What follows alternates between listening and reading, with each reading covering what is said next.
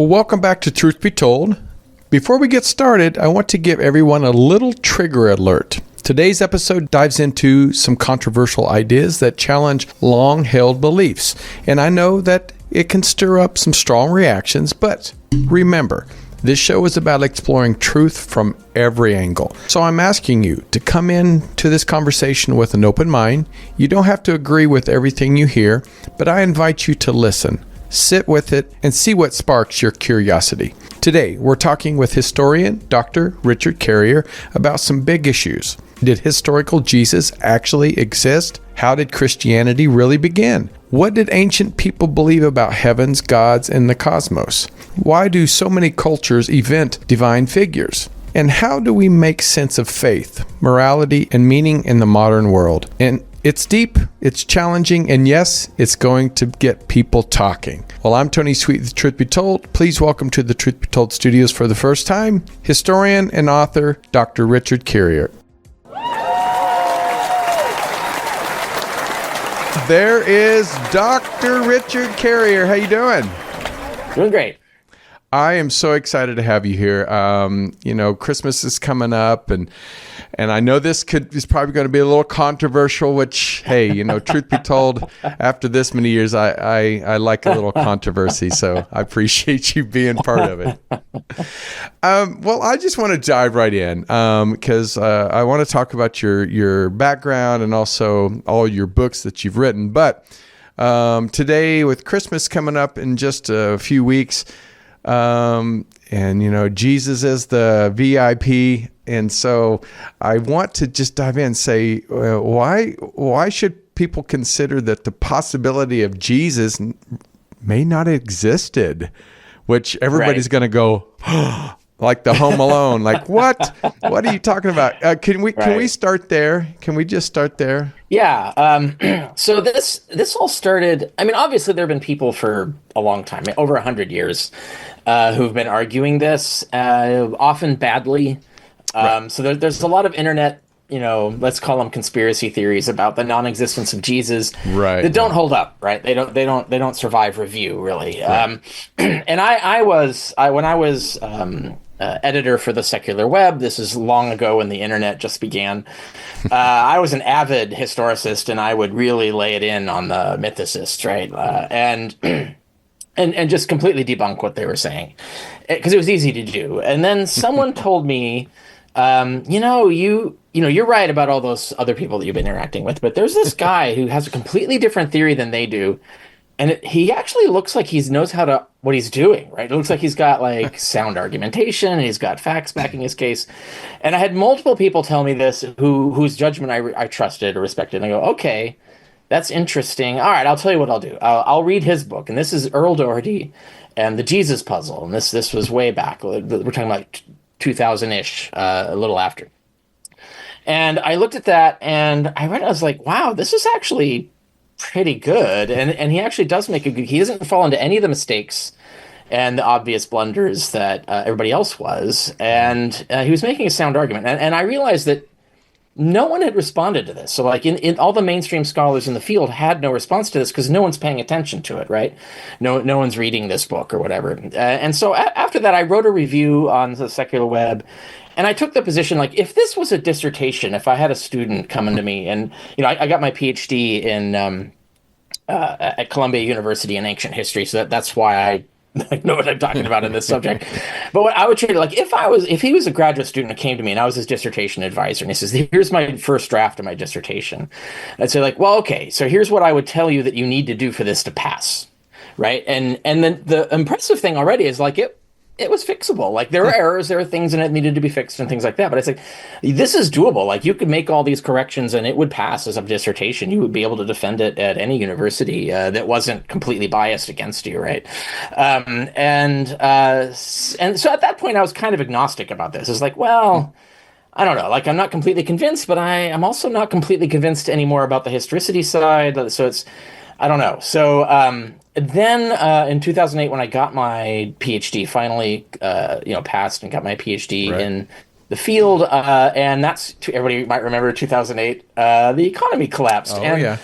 that resulted in a freeze on hires for humanities majors. Like, there was no market There were no jobs for history PhDs, and and so I was like, wow, okay. And also by that time, it kind of soured on the job. I now I'd seen how the sausage is made on the inside, like Right, the politics and the amount of labor you have to put in for the pay doesn't really work out hourly. Like it's bad pay, actually. It's not great. And so it's like I wasn't really hot on the job either. And so what I did is I went to all my readers at the time because I had a fan base already. And I said, look, I'll apply my PhD and do essentially a postdoc research project on any subject you want. If you can clear my student loans, which by then was like 20 grand, which is fairly low for most folks, but that's actually and they raised the money and cleared my student loans, and I said, okay, yeah, so this is the deal. So I'm gonna produce a study of this, and they all wanted historicity of Jesus. That was the thing, like unanimous. It's like, okay, I guess I'm doing that then. And so I spent 6 years, as a PhD would do. If you're doing a postdoc research program, you do the full deep dive, you check all the sources, you do all the research, you read all of the arguments on both sides that have ever been published.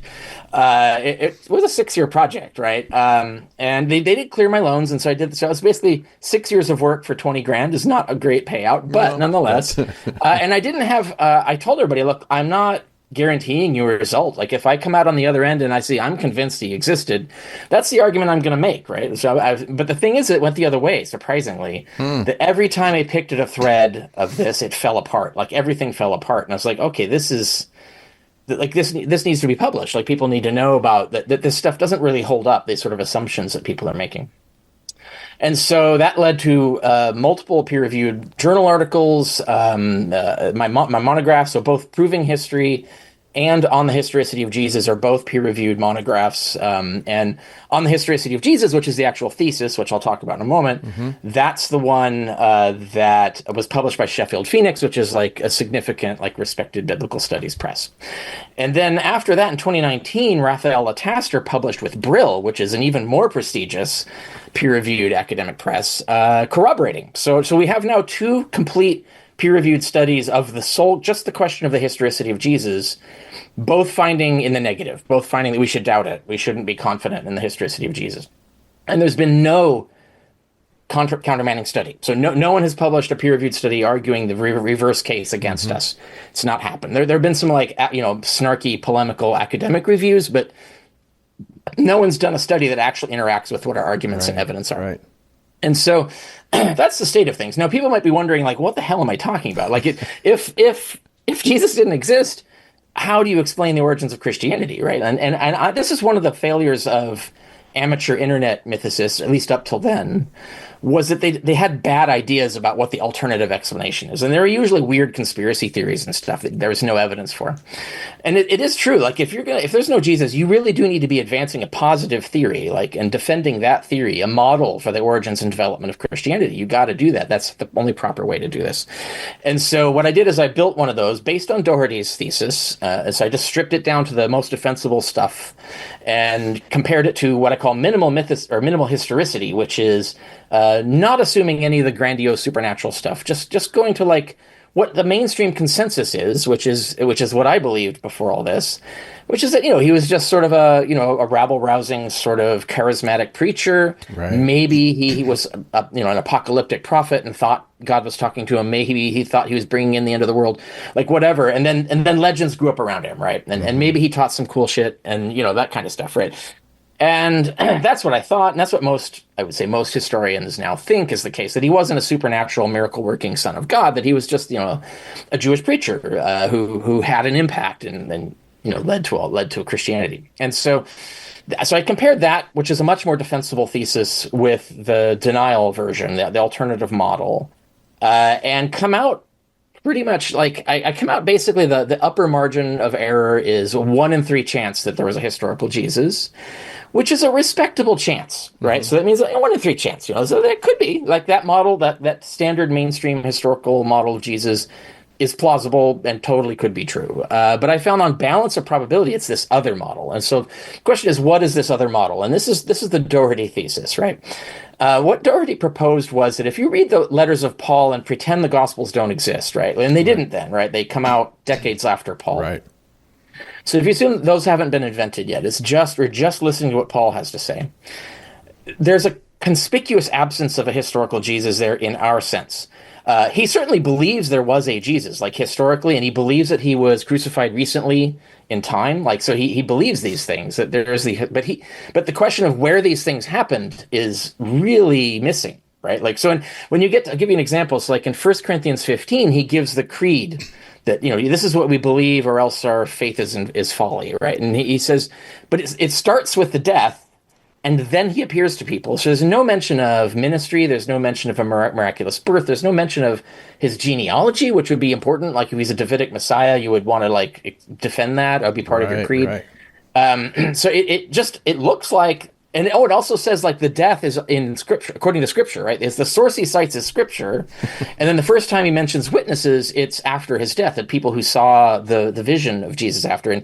And Paul makes very clear that he thinks that people saw them internally and visions inside them, like either back then, like dreams and hallucinations were not distinguished with any particular vocabulary. So we can't tell if he means dreams or waking visions. They're the same vocabulary. So we don't know, but either way, that's how they were seeing this vision of this angelic figure who came to them and said, hey, I just died recently. Here are the scriptures proving that it's happening, this and proving what it means and how the world is going to end any minute now, because this is proof that the world is nigh, the end is nigh. And that's how the religion began. It was a belief that this occurred somewhere else outside of human view, the death and resurrection and burial, or the death, burial, and resurrection, right? And the words for crucifixion are also very vague in terms of what the method of execution is. So there's the assumption that the Gospels are describing it, but of course, again, decades later, we don't know when that got mapped onto this story. So the Doherty thesis is that this all happened in the lower heavens, that there was a lot of background evidence we have that the people generally believed that Satan and his demons occupied the atmosphere between the earth and the moon, and they had castles and gardens, and they had their own little territory up there that they used to sort of lord it over us down here. And the big plan was for God to defeat them so that he could bring us back out of this hellhole that the devil has made and, let us escape back to heaven, right, or to some better world that he would make in return, right? And so in Doherty's view, that this all happened in space, and there's a lot of precedent for this kind of thing, so it's not out of the blue. And that people just learned of it through two ways. One is the visions, or Jesus would just tell them, like appear to them in their dreams or whatever and say, this is what happened. And the other is hidden messages that they were finding in Scripture. And this is a message of interpreting Scripture that predates Christianity. You find it all over the Dead Sea Scrolls, the Qumran sect, where people believe that God hid secret messages in Scripture. And so you could build what's called a pesher, where you look at verses in like 10 different books, and you can pull those verses together into a singular story that creates the missing book, right? Like that's the secret storyline that was all predicting what would happen in the end times. And so the Christians were doing the same thing. So they're learning about the crucifixion of Jesus and the role of Satan and how this is important and what it means and all this stuff. They're pulling it out of Scripture using this sort of creative imaginary pesher method of interpreting Scripture. So those two things combined, and you see this in Romans 16:25-26, where Paul explicitly says this, that the teaching of Jesus and the gospel we get entirely out of Scripture and Revelation. Right? There's no ministry of Jesus. There's no mention of him teaching it. And there's a verse also in Romans 10 that in the Greek is more telling that it shows up in the English. If you know the Greek, it's basically saying that Jesus never preached to the Jews. He only ever preached to the apostles. So the apostles are the only people who ever heard Jesus teach. And therefore the apostles were necessary to preach to the Jews. So they had to go out and preach to the Jews and Gentiles and everybody else. But that's the revelatory model. So that's eliminating the Galilean ministry where he's preaching to thousands of Jewish people and so on. So anyway, there's a variety of things like that in the text that suggest that that's how it really began. And then the tendency, there was a common fad back then to take these celestial deities and put them in history and write a little biography about them interacting with people in history. So all the other gods just happened to, Hercules, Romulus, Osiris, and so on. So what Doherty's thesis was that the Christians just did the same thing, that they in order to preach the gospel, they wrote this myth about Jesus in Galilee to sort of symbolize and communicate the meaning of the gospel. And it's very much like in Mark 4, where Jesus says, look, you're not supposed to, he says privately to his disciples, he says, you're not supposed to take what I'm saying literally. You're supposed to understand the deeper meaning of what I'm saying. And the outsiders, the people who are listening, are not going to be saved because we don't want them to turn and be forgiven. We want them to join become members, and then we can teach them the secret meaning of the stories. And this matches up with something we find in Plutarch about how pagans did the same thing. There was like an earthly mission for Osiris, an earthly history of him, but that was all myth. And really, it was just all symbolic for the cosmic story of Osiris. Never was on Earth. He goes through his death and resurrection in the cosmos, in the lower heavens, just like all this. So it's like a model. It fits in context, right? There's a lot of context where this makes sense. Doherty's thesis makes sense in context, and it does fit the evidence pretty well, right? In fact, better. This at least a little better than the standard model, and there's a lot of nuances to this. Like there's a lot of obvious counter arguments that people bring up, and those are the things that I checked in my 6-year postdoc thing. Is like, do these counter arguments work? Do they hold up? What like is there any way to refute this thesis? And basically, I analyze all the possible arguments you could throw at it, and they're all either weak or bad. And I was surprised by that, actually. What was that moment though? With the background before you really started researching this period, what was the moment where you personally was like, wait a minute, I might have been taught wrong or learned wrong? Yeah. I have that moment over and over again. I'm sure you do. Because it's always something, right? Is there a Q document that is the source for Luke and Matthew? I just was told that, and I just believed it. And then I research it, and the arguments for this are terrible. And I have that same reaction. And then there's other things, like there's a thing called Docetism, which there's a whole story behind that. But there's this item after item after item. The things that I thought were true turned out to be false when I checked into them. And so there's a lot of false information that's riding on sort of dogma and institutional inertia that people aren't checking. But for the whole big picture, the moment occurred when I read Doherty, And it was because it was very gradual. So like Doherty didn't convince me. Like I wasn't walking out of there like, well, there was no Jesus, right? I was like, yeah, right. But what he did, the sort of flipping of the paradigm for me was this. Well, he's made it at least plausible, and I didn't think that was possible. I didn't think you could make a plausible case for the non-existence of Jesus. So at that point, I was kind of on the fence. I didn't really know, and it took over the gradual 6 years. It took a while for me to get more and more confident that actually he was right. And it did take tons of research and all these moments where these arguments would fall apart. And so I'd have the, revelation after revelation. I said, well, wow, that argument is way weaker than I thought. Like I was using that argument 10 years ago and I shouldn't have been. So that's kind of like the answer to your question. It's not like there was one eureka moment, right? But it did start with reading Doherty's book. And I wouldn't have done that had people not recommended it to me whose judgment I trusted, because normally I'm just not interested in most mythicist literature, certainly back then. So yeah, that's kind of where it began. I would have to say. I remember. I can't remember his name. He's passed away. He was a scholar in religion, but he was. I remember seeing an old interview of his talking about Jesus and as a myth, because he said there were like I think 6 or 7 figures before Jesus that were very similar to Jesus about everything that he taught. So he feels that I would interpreted that he felt that those old stories kind of became Jesus. What is your thought in your expertise on past religions that actually could have created who Jesus was? Yeah, it's so that's kind of onto something. It's a little like the story's a little more complex, right? So the reality is there were a bunch of these figures, and of course it depends on what you mean by these figures. But right.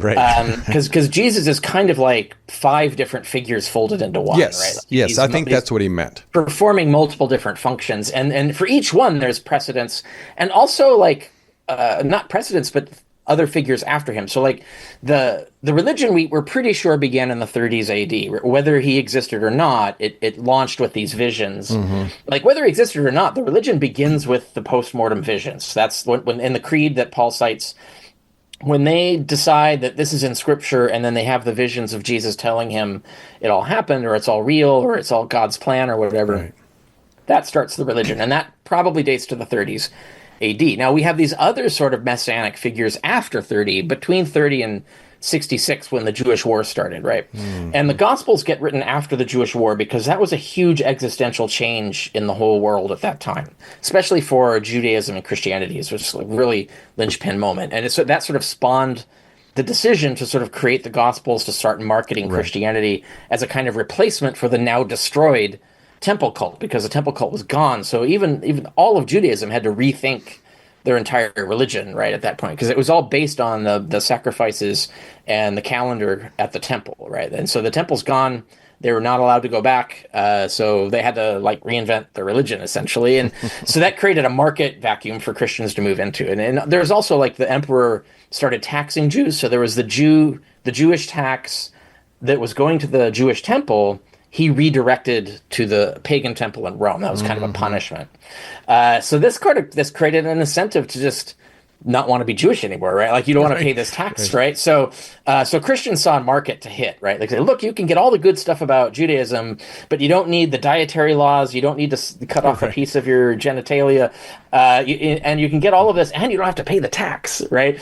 The only downside is that we're not licensed to practice, and under the Roman Empire, you needed a license to assemble for any purpose, even like to be a firefighter.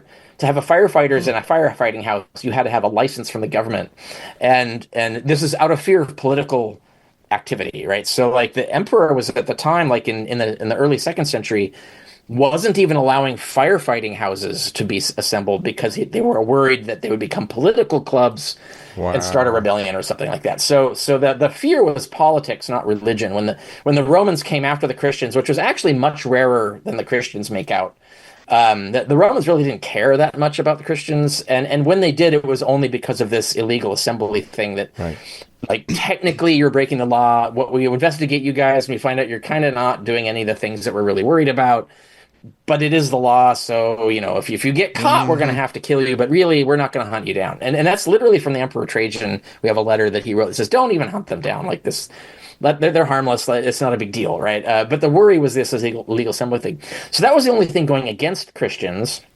But they kind of sort of established themselves to the point where no one was really harassing them anymore, and they could be public about it and all of this stuff. The real harassment started way later. So in the late 3rd century, when at the end of a massive civil war and a massive depression, so they had a collapse of their fiduciary economy, and then there were witch hunts, and then they picked someone to blame, and they picked the Christians, and then you get the massive pogroms against Christians start way back then. But by then, Christianity had already grown. It had open churches in all the cities, and like it was a major religion by then. But anyway, so that's the sort of story of that. But otherwise, they had all the advantages over the Jews, who everybody hated because of all the wars they were fighting against Rome. And then for all the other usual anti-Semitic reasons, right? Like everything that anti-Semites like go on about, they were going on about it back then too. And so like it was unpopular to be Jewish, and so the Christians seized on that market. And so that's kind of the story of how this happened. And that's when the historical version of this became more popular. They had to defend that to secure themselves, right? So the original version of a revelatory Jesus just wasn't as marketable, and therefore it became it became a heresy. They declared this a heresy. You can't claim this anymore. And one of the things I do in my new book on the obsolete paradigm of a historical Jesus is I have a whole chapter showing that we actually have a lot of evidence that there were these Christians teaching this, that there was a celestial execution. Jesus was never on earth yet. He only comes to earth in the end times. I don't know what you guys are thinking, etc. And they were condemned. They were morally vilified. They were told, they were shunned. They were, the Christians on the Orthodox side were told not to talk to these people, don't read their books, etc. And so all that stuff was destroyed. And what we have is the surviving politically successful church, which is the historicist church. And that's how we ended up where we are today, and why people are like mystified how there could be a non-historical backstory. Is because the non-historical backstory was all wiped out. It was declared heretical and gotten rid of, and their texts not preserved, and so on. And that's actually a mainstream story. We know the heresies, all their texts were destroyed or not preserved, and so on. We know we're missing a ton of information. We know the historicists love to make stuff up, and we're wild polemicists and all of this. So that all fits, right? It actually it connects with Doherty's thesis and makes sense of it. I wish we could go down into the vaults of the Catholic Church. I'm sure there's some of the historical records down there that we could probably find some information. Do you know what people always say that to me? It's like, what do you think is in there? And I think, if there's anything really damning, they would have destroyed it by now. Oh, I'm sure they would. Yeah, I'm sure. I doubt there's anything. Get rid of it. Yeah. If anything, there's probably a lot of really horrible stuff about their like more recent crimes than ancient stuff. But right. yeah. Well, you've brought up celestial. Celestial. I know what it is, but for some of the people that are listening today, especially when we're talking about Christianity, what does that mean when it comes to say that celestial? Jesus was not necessarily human, but what is celestial? Right. That's a really great question. I'm glad you asked. Because this is another one. This is, and I talk about this a little in Obsolete Paradigm, the new book that just came out, which is, I think people, I took it for granted because I was trained up in ancient history and I knew ancient stuff, but then I realized like there's a disconnect between the ancient world and the modern world about this, which is today when you talk about heaven, people think, well, that's another dimension. It's not in this universe. You can't fly a rocket to it. It's somewhere else, right? It's another plane of existence, and God is there, and all the stuff that happens in the heaven happens there, and it's not in the universe per se. And that view of the world did not exist in antiquity. It gets invented somewhere towards in the late Middle Ages, actually, and really even later than that. But the nascent ideas start in the late Middle Ages. No, in antiquity, no one had any concept of other planes of existence. God lived literally just shortly above Saturn. Like there's everything there were all these the spheres, so Earth is in the middle, right? And everything orbits around the Earth and these spheres, and the furthest sphere, and they believe that the further you get away from Earth, the more perfect the world is. So like each sphere has more perfect copies of everything on Earth. So if you have gardens and castles and halls and vaults and things at each level, they get more and more perfect, and the angels get more and more perfect as you go up. And then the most perfect was the star field, which is the final orbit, and that's where God lived. God lived where the stars were, which is, that so you could literally like measure it in miles. You could fly a rocket there. In theory, if you had a good enough telescope, you could go see God sitting on his throne. Like that's how they understood the world back then. And they divided it between the moon and the Earth. They knew the moon was 100, 200,000 miles away. So they knew it was a vast, really huge territory.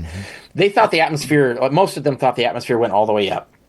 So it was all air with clouds and stuff going all the way up to the moon. Some of the more informed scientists knew it was more like 40,000 miles, not all the way there. And then they were arguing over what the remaining 160,000 miles was made of. But the typical person, the average person, and certainly the average rabbi or Christian theologian thought it was all atmosphere, right? And so and that's where Satan and everybody lived. The idea of Satan and everybody living underground, that didn't exist for the Christians yet. There was no underground hell coexistent with them. They imagined in the future God would make one, and it would throw the devil there when it was all over. But the idea that there was a hell that people went to now that's below the earth, that didn't exist then either. The dead sort of just floated off into space and hovered around the moon, right? Like we have this, Plutarch talks about like the idea that the dead hover around the moon, and the lucky ones find their way through and can get up to the higher, more perfect heavens. And this is what the mystery religions were supposed to help you with. It's like, how do you find the door? What's the secret code? How do you get up into the other upper levels, and so on? And so they really thought of this in a very physical, cosmic sense. And so when in the Doherty thesis, which is entirely plausible, his idea is that Jesus gets executed by Satan and his demons somewhere in some cloud city or garden somewhere in the atmosphere, way up, like 100,000 miles up, halfway to the moon, right? Somewhere below the moon, but way beyond human vision, and so on. But that it really happened. This is the thing. Like Paul and the first Christians thought that this really happened, that there really was some sort of like crucifixion on a cloud somewhere, way up there in the sky. But the only way to learn about it is to be told about it, divinely or through scripture and so on. And so it's important to note that what they're talking celestially, they're thinking actual outer space. They're thinking like what we understand as outer space. They thought it was full of all kinds of cities and angels and stuff. Like all the planets were inhabited, like angels lived on them and did weird things for God on them that were somehow important to things going on Earth. Snow would be stored up there in giant vaults. So when the snow came, they would open the vaults and snow would fall down through outer space onto Earth. Like this is the kind of stuff that they thought like took seriously back then. And so you have to understand the origins of Christianity in that context. If that's the mindset and that's how people understood the world to be then, it's very different from what Christians understand the world to be today. And so that can sometimes become a block to understanding this ancient theory. I mean, truth be told, we're all about paranormal and the Anunnaki and where humanity came from. I mean, it kind of, in some ways, ties into that. So that could spark even more interest in. Yeah, well, all the paranormal traditions today, they do stem from, some of them are actually lifting ideas that had their start in the ancient world, and there's a lot of someday I'd like to do a book on the paranormal and the ancient world. I would love that. There's so much stuff. Yeah, there's so many interesting things. There are some good books about magic, like how they thought magic worked. Because I don't know if you know much about magical traditions. Like you have natural magic, you have demonic magic. There's different kinds. And ancient magic was all demonic magic. So it was all based on the idea that you were controlling invisible demons floating around in the air. You compel them to do your bidding, and that's like even white magic was demonic, because back then demons were not morally classified. Like the Christians classified them as evil, right? Because the Jews did. But the pagans, there's demon comes from daimones, which just means divinity. So just all the lower gods were daimones. They were all all the gods are demons in some sense, and some are good and some are bad and some are mixed, and right. So you can persuade or bribe them or compel them or whatever, depending on how powerful they were and so on. So that's how it worked back then. But you see how that evolved into modern concepts of magic today. And the only thing that's new in paranormalism today is the other plane of existence thinking, that there's some other planes of existence which people can transfer to, the ethereal plane, and all of these ideas. Those are not ancient. Those are very modern, actually. But then if you import all these ideas from the ancient world, you kind of get the mixture of ideas that we see today. Yeah. No, I mean, it keeps us busy. I want to jump back to the Gospels a little bit, because I think anything from that era, I mean, it's ancient history, it's ancient for us. And do you consider the Gospels useful as a historical source at all, or? So here's the thing. So, and I talk about this in Obsolete Paradigm. I have a really good example that I go through in detail in chapter 6 of that book, where I talk about, there's this weird story in Luke, the Gospel of Luke, and it's right before Jesus gets arrested. And he has this thing where he says, well, I've told you to go around without a purse or a bag or whatever, but now I say, go around with a purse or a bag, and do you have swords? You're going to carry swords or whatever. And they say, well, we have 2 swords. And he says, okay, that's enough. And then they say, why? And he says, well, because I have to be numbered with transgressors because of Scripture, right? It's a very strange story. It doesn't make sense historically. This isn't a conversation that would happen in real life. 2 swords isn't enough to do anything, right? But also there's some cleverness in the Greek. When you look at the Greek, the structure of it, it's actually a very good trickster god narrative. And if you know, like trickster gods, it's very much like the devil's contract, where they say one thing, but if you take it literally, it actually means something you didn't expect, right? And the Gospels are full of these stories where Jesus says one thing, but he really means another. And he talks about the least shall be first, and everything's going to be upside down. You don't understand how it's going to work. And he'll say all these paradoxical things that people misunderstand, right? And there's a lot of this misunderstanding. He'll say a thing, they don't understand it because they're taking it too literally. And he talks to his disciples secretly. He says, if you understand it figuratively, then you'll get it. Right, you'll understand. And there's a lot of stories in the Gospels that are like that when you understand what the meaning is that the author's trying to convey, it becomes much more enlightening. It's actually much more powerful as literature when you get what they're doing, because it's so brilliant. The Gospels are really brilliantly constructed literature. And this is one where you look at the Greek, and it's actually, Jesus was not advocating swords. He was actually comparing 2 different ideas of the Messiah. The slaughter Messiah, the militant Messiah, who would kill everybody with 2 swords. There happens to be, at the time, there was popular fan fiction going around when Luke wrote, that was spinning one of the Old Testament stories where the Shechemites were killed with two swords, right? Right. Mm-hmm. There was over the rape of Dinah, and you had Simon and his buddy. They go, just the two of them, and they wipe out the Shechemites.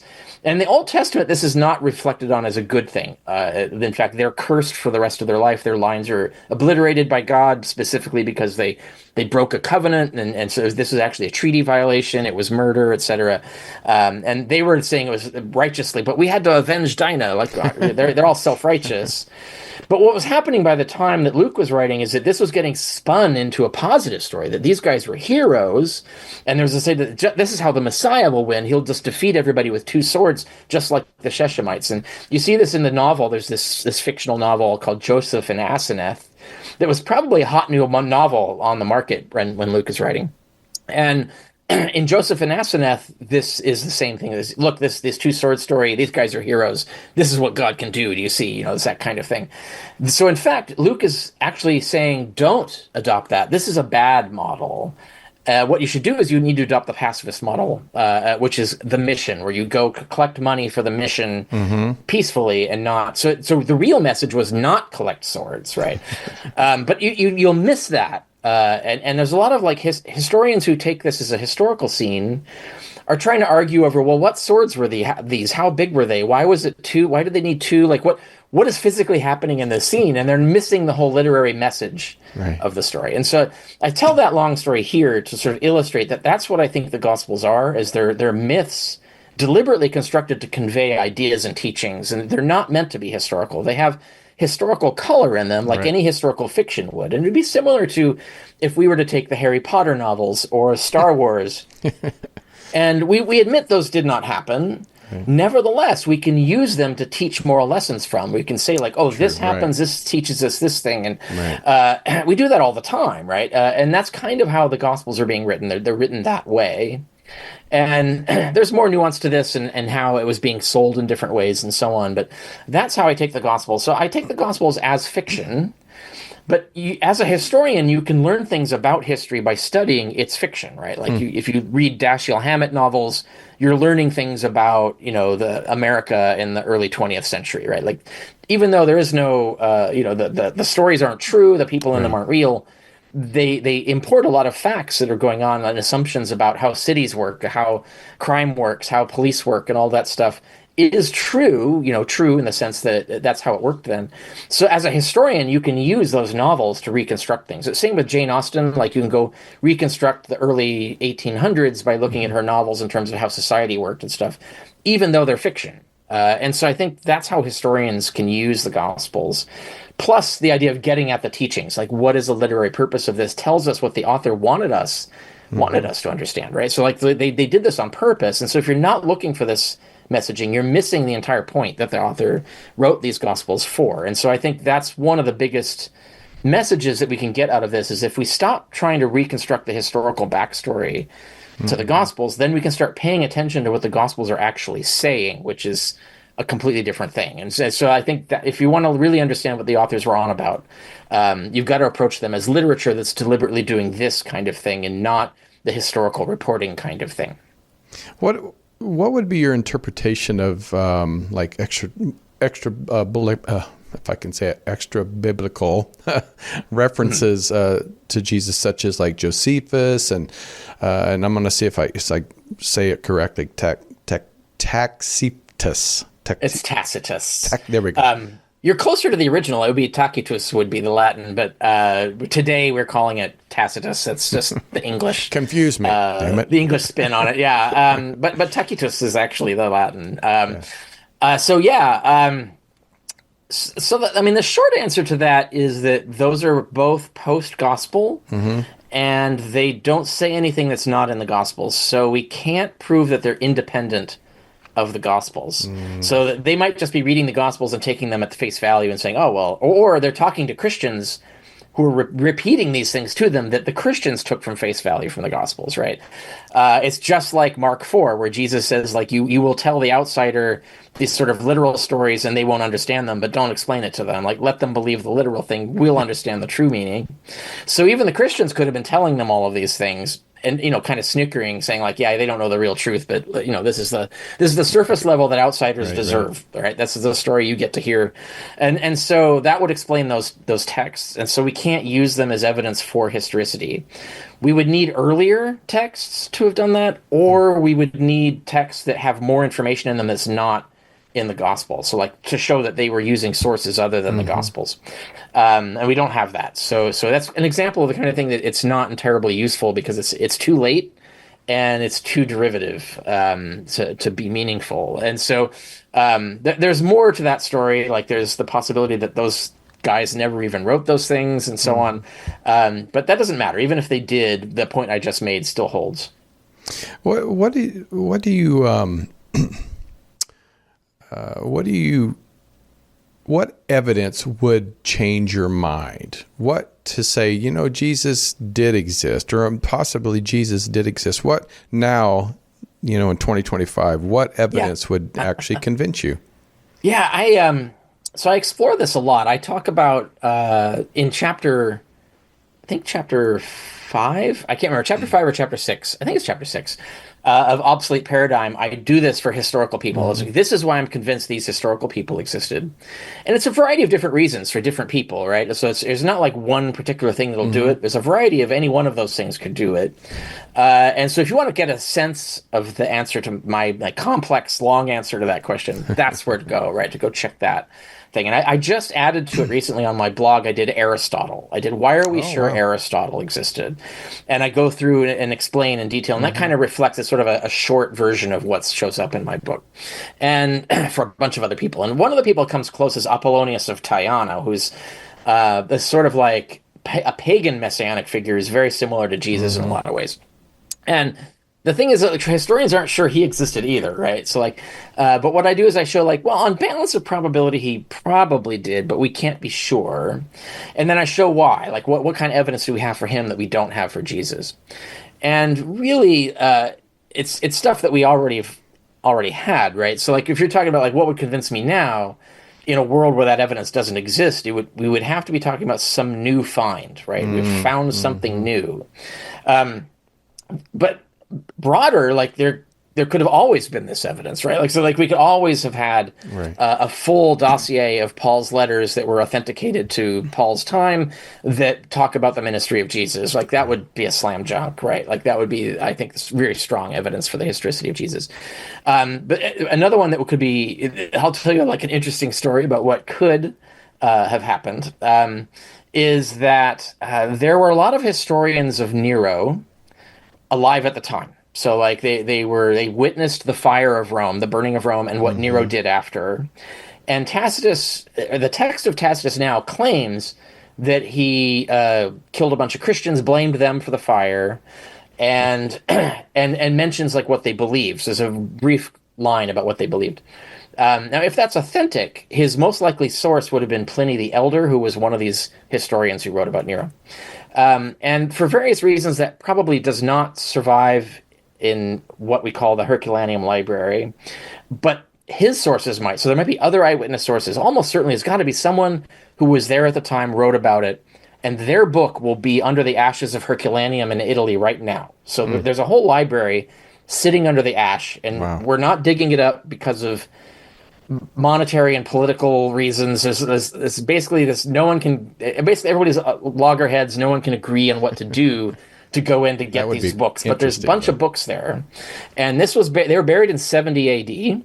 So if we finally go in there and finally excavate all those books, and some of them were these people who saw the aftermath of Rome, and they would have probably personally talked to Christians in the 60s, or they would have heard the propaganda against them. There could be data in their descriptions that just make it very clear that Jesus actually was a rebel executed by Pontius Pilate, and that all of this other stuff was just legends grown up around him, which is the standard model. That's the mainstream version of a historical Jesus. So if we got documents like that out of Herculaneum, and it could be there, there could be this stuff there already. If that could do it, right? If a really good one came out of there, I'd be oh wow, yeah, that pretty much nails it. That definitely was a historical Jesus. But it would have to be something like that, right? Yeah. So a recovered letter of Paul or something. Why do you feel? I mean, every As a human, as we both are, at least I think you are. You're not AI or anything. Let's hope. Yeah. It's hard for me to believe there's not something. But why do you believe humans, Hindu, Buddha, Jewish, every religion or every culture, ancient history has a God or something bigger than us? Why do you feel humans need that? And do you believe there's something bigger out there? Because it is kind of, to me, I always think, well, it's hard for me to believe the Earth not necessarily was created in 7 days or whatever it was. That is difficult for me to believe, but Yeah. that everything has to be so specific on how to breathe and how the heart pumps and the mind thinks, and there has to be something that created something. So why do you think humans need this? And do you believe there's something bigger out there? Yeah, of course. I'm an infamous atheist, of course. So for people who want to know why that is the case, my blog has a lot of stuff. I have a book, Sense and Goodness Without God, that goes into all of this. There is obviously something bigger. Like the cosmos is unimaginably huge, right? There's more things in heaven than we can contemplate, really. Yeah. But that means physical heaven, right? So the question is there something greater that's an intelligence, right? Right. Is there something supernatural working at it? And of course, people on the secular side, you've got the simulationists who think maybe we're a simulation. Yeah, I've heard that. In some alien's bedroom or something. No, I don't think any of those things are true.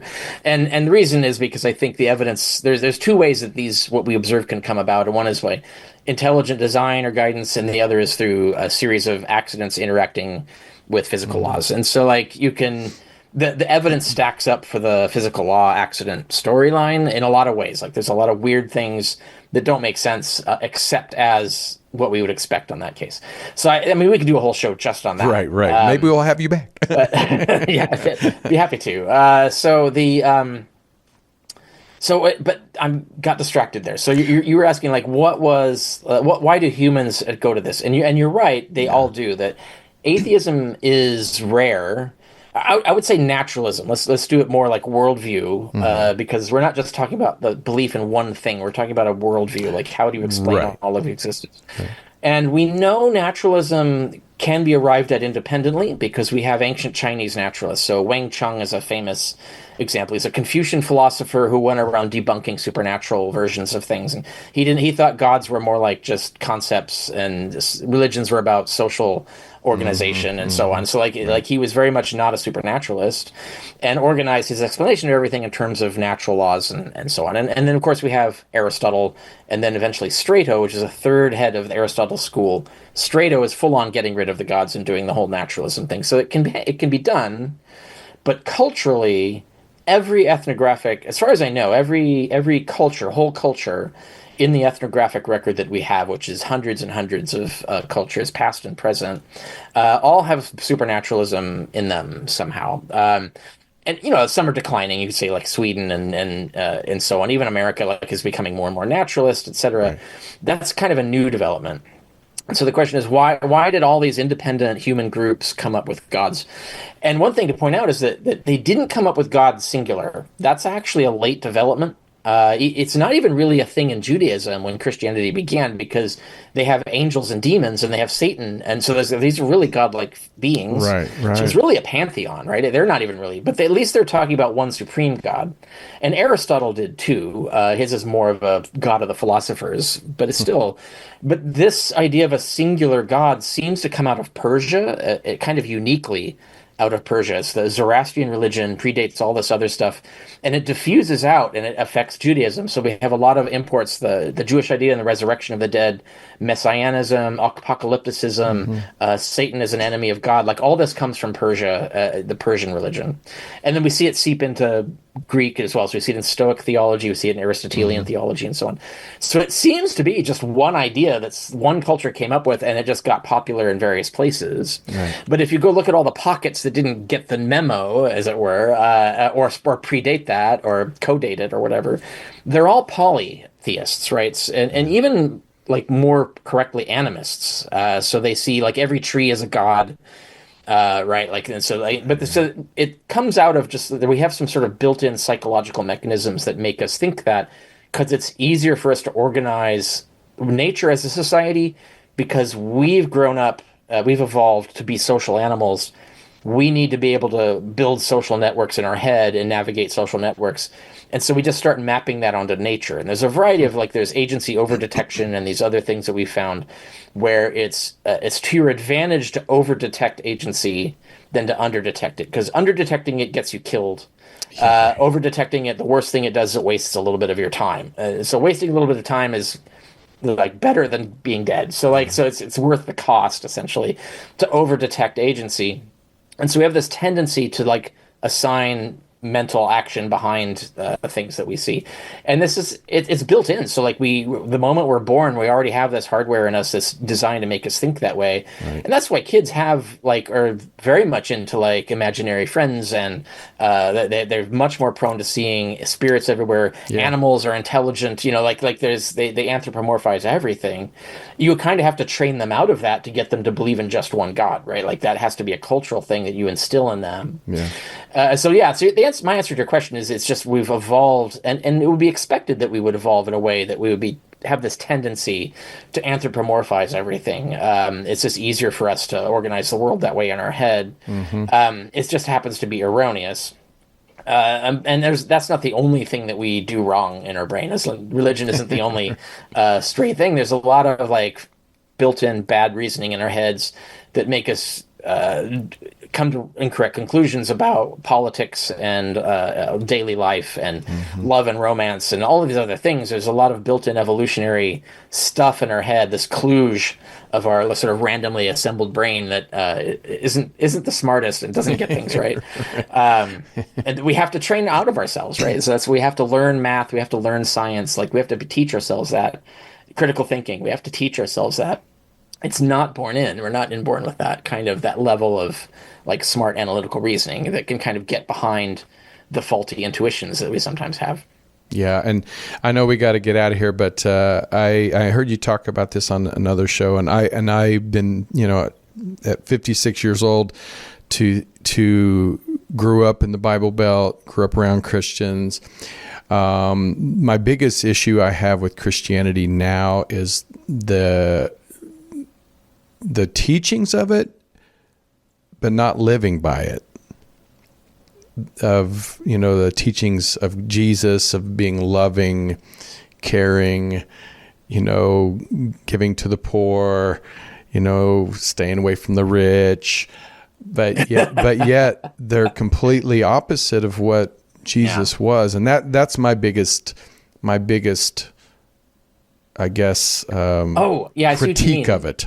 Yeah. Like what Christianity has become as an institution, and as a sort of elite captured cultural mechanism, is very different from what it was supposed to be. And you get this already from the letters. Great. Yeah, right. Well, you get this in the letters of Paul already, where like there's some bad ideas in Paul, but he's still thinking in terms of like communal, egalitarian, pacifist thinking. He's not thinking in terms of, well, you should keep a baseball bat by your bed in case someone steals your watch or something, right? Like that's not the thinking. And then when you get to Matthew, and you get all of these sort of like total pacifist and forgiving and loving ideas that these were radical in terms of like how you should live, and are not what's being practiced today. I have a blog article called I can't remember the exact title. It's like Open Letter to the Christian. I think you're worshiping the Antichrist. and the reason is that Antichrist means the opposite of Christ, right? And so you can embody the spirit of Christ even if he didn't exist, right? Because it's like the spirit of Christ is an idea. It's a concept. It's like an ideal way of being. Just like you can embody the spirit of Darth Vader or the spirit of Obi-Wan Kenobi. They don't have to exist for you to like model yourself after this character. So the model, sort of embody the spirit of Christ, it would be to embody what Christ actually is depicted as a character doing and teaching. But Antichrist means the opposite of that. So if you embody the opposite, you are literally embodying the spirit of the Antichrist. And that's true whether spirits exist or not, because this is totally a conceptual idea. And what I do is I go through the teachings of Jesus and show what like the lead teachings of the evangelical church today. It's the opposite, right? So like Jesus said, prayer in private, because people who pray in public are hypocrites. But what do the evangelicals want? Public, not only public prayer, but forced public prayer, right? Like it's the exact opposite. Yeah. And so like that's the Antichrist. Like the evangelical Christianity is worshiping the Antichrist. And if you think I got them on just the one thing, no, there's item after item. You mentioned like being loving, and there's like this. Jesus is not vague about that. Like he gets more specific about what do I mean? Oh, here's some things that you should do. And evangelicals teach the opposite of that and do the opposite of that. And so, I think that's corrupted the original idea of what the first Christians and earliest Christians wanted. Like they would not have wanted at all what Christianity has become. Yeah. And that's certainly not what's showing up in the Gospels. And that's another example of, you just read the Gospels as literature trying to teach you an idea. Like they have this idea, they think it's a good idea about how to be and how to make the world a better place. And if you actually pay attention to it, it's not what's being sold as Christianity most of the time today. And so I think that makes sense to be like, I like that program, or at least most of it. I can push off the parts that are bad and keep the parts that are good. But that's just not the program that Christianity as an institution is selling today. And so you can be completely against the sort of organized institutional Christianity, cultural Christianity, but be all about the best messaging that you can pull out of the earliest Christian literature. Yeah. No, the good example is when when I lived in Kansas City years ago, there was a guy, he was a millionaire, and he would give away tens of thousands of dollars. It was always on the news, but he would never want to be seen. He never wanted his name to be known. He just wanted to give. And he wasn't trying to be on television. He just wanted to give back to people. Where I feel that's what Christianity should be about. It's like giving without wanting. And where many Christians, I feel it's like, oh, I gave away $10,000 today. And it was like, call the news. I gave away 10. I mean, or tick off the box. I'm done. I don't have to do anything more. So, And, well, it even extends more broadly than that, right? Of course, Jesus says, give all your wealth away, which is like, that's pretty radical. Right. But still so I'll give you an example. Long ago, I did an article before even what's happening now, which what's happening now is all next level stuff. But I'm talking about immigration, the sort of attitude towards immigrants among the Christian community. And I wrote a blog kind of like criticizing the Christian position on this. But then I realized I'd found some counterexamples, like liberal Christians with actually explaining how Jesus would be on the other side of this. Like Jesus would say, accept the refugee. You should bring them in and help them. Like that's the Samaritan, right? The Good Samaritan story. Beyond that, like he's talking about literally this. Bring in, like, every one of these people is me, right? So how you treat these people is how you're treating me. Like that's literally what he says, right? And so there were Christians who are saying we should accommodate these people. We should find help. We should help them. We should not be treating them like this. And so that happens, right? So it's just, that's not the mainstream doctrine of Christianity. Most Christians aren't on that page, and so that's why Christianity can be a turnoff for people, because it's lost its way, really. And I think that there's a lot more to this messaging than just the things that we brought up. I think people check out my Antichrist page where I go through item after item. There's a bunch of stuff in there. I think like the best that Christianity had is good, but it's just being drowned out by Antichrist thinking, really. Yeah, no, I agree. Well, I think there's going to have to be a part 2, but I think we'll have you back. Like you said, we can talk about that other subject for hours. You bet. For the people that I know this is going to be controversial, but sometimes controversial things can help people really think about what their belief is, what they want to do better, what things that they can change. So what do you hope people take away from your books? And I'm going to show it's not a book. You have books. Yeah. You have a lot of books. More to come. Yeah, even. more to come. But yeah, that's what's out now. But what do you hope people take away from your books and what our topic is today? Yeah, so our topic today is, in my opinion, just sort of like a side story in history, right? Like, I think what I would want people to take away is to not, like, sort of dispel the false messaging you've received about the ancient world and the origins and development of Christianity. Like, you've been sold a bunch of myths. And I, as a historian, like, my role in society is to, like, fix your memory, right? Like, we're the memory cells of society. So if you want to have dementia and misremember how reality went, that's bad. I don't want you to do that. I want you to, like, align your beliefs with what the best evidence shows really happened in history. And I do think this is, I don't write this particular subject to be anti-Christian. I don't even think, like, I don't even think it's a conversation Christians can have, because you kind of have to leave the faith before you can even entertain the possibility that Christianity began without a historical Jesus. So for me, it's more just an academic study of what really happened. I just want to know what really happened, right? Yeah. But I do have a side of my life that is counter Christian, right? Is that I do, because I think there's a lot of bad things being done in the name of Christianity, and we need to fix that. And I think the solution is secular humanism, where I do think there is an objective morality we can get at without trying to rely on people claiming to speak for God about what is moral, or the scriptures or whatever, like that, which are just the same thing. Scriptures are just some human wrote things down, their ideas. You can't treat them like the ideas of God, because they could be just as bad as any other human's ideas. We need to defend them with evidence and reason, and then they should stand on their own. You don't need the scriptures if you can defend them. And so that's what my book Sense and Goodness Without God does. Is it's actually, there's a rare example of a book that's by an atheist that is about what atheists should believe. So, like, there's a little section about what we don't believe, but most of it is, what do we believe, right? What are the positive beliefs that we replace religion with? Like, if we're going to get rid of religion, we got to replace it with something. We got to have a worldview that teaches us and makes understanding about aesthetics, like beauty and things like. We got to understand what that is and why it matters and so on. If there's no God, then what, right? So there's got to be a what. That's some alternative. Same with morality, politics, but also epistemology, metaphysics, ontology. Like, there's a lot of things that we can do to understand the world and how we should be that come out of, like, the evidence and reason and so on. So there are things that atheists ought to believe. We should have a lot of positive beliefs, not just disbeliefs. And so that's the other takeaway in my life, is I would like to steer people towards the secular humanist view. And I think even if you're a liberal Christian, if you're a Christian who agrees with that Antichrist article and says, no, we should be on the other side of most Christianity, we should be, like, doing Jesus-y things. And those are Christians I think are very, basically my colleagues in that sense, right? They're Christians who are doing the same thing that I'm doing. They're just doing it in a different system.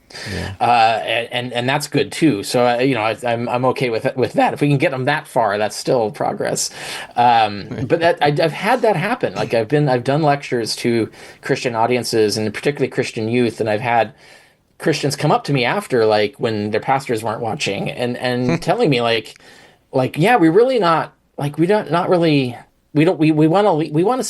stay in the church, but we don't want to stay in the church because the church keeps telling us to care about abortion and gay people, and we just want to do Jesus-y things. And this is like a direct quote. We want to do Jesus-y things. So we want to feed the poor. We want to help women who may be in the position of needing an abortion, right? We want to do things that Jesus would do. We don't want to focus on these sort of, like, hotbed cultural issues that don't really seem to be caring about the people that they're talking about. So there are people who are moving in that direction, and I'm there to help them too, because they can use my arguments without even buying all the rest of it. They can still use my arguments to push their own perspective on things. So I can be useful even to liberal Christians in that regard, and I'm happy to be. But also, if you could get all the way over to secular humanism, I think there's a lot to learn and do there as well. So yeah, I always say, because I actually stopped going to church because it got so political. When I hear other churches saying the church down the street's not as good as ours, or this music is bad, or don't listen to Oprah. I remember walking out of a church when they said when Oprah was still on. I was like, what does this have to do with Oprah? Don't listen to Oprah. Wow. I was wow. But I love the concept of Christianity. I always end this show, and I'll end it again today, is like take care of yourself and each other, because I think this is our once in a lifetime time on this earth. We should treat each other great. We should treat each other well, and take care of each other. And one thing I do appreciate is Dr. Richard Carrier to be here today. Where do people find you, follow you, and all that good stuff? Yeah, and I agree with everything you just said there. I think that's true. No matter what the case is, we are the only ones who can make the world better. And enjoy our lives while we're here. Like, why waste it? Like, right. Do the best you can, right? And help each other, because we're the only ones around. Amen to that. Amen. So where you can find me, richardcarrier.info. So that's just my name, richardcarrier.info, and you can find all things me there. So I have online courses I teach. I have books. I have a blog you can subscribe to. I've got social media you can get at. My bio, like everything you want to know about me, is available there. And so that's the place to go, richardcarrier.info. And what's the new book again? The Obsolete Paradigm of a Historical Jesus. Love it. Love it. Well, thank you so much for taking the time out of your busy schedule to be here today. And I know this is it's going to ruffle some feathers, but I hope in a good way. I hope it's going to really make people think, and I hope so. Yeah. Maybe change their ways they treat other people. So, but thank you. And thank you everybody for tuning in. Please subscribe, leave a comment, and share this show. Listen, I can take criticism. I've been doing this long enough to where I want to hear your thoughts. I want to hear what you think about today's topic. And either way, have a great holiday. And until next time, I'm Tony Sweet with Truth Be Told on the Clump Paranormal Network. And take care of yourself and each other.